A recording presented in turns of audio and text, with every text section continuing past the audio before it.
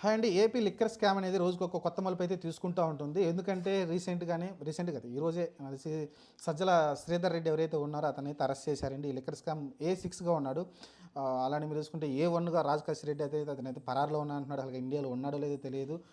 ప్రస్తుతానికైతే అతనైతే కనిపించట్లేదు. ప్రస్తుతానికి అతనైతే ఏదైతే సిట్టు ఏదైతే నోటీసులు ఇస్తుందో దానికి కూడా హాజరు కావట్లేదు.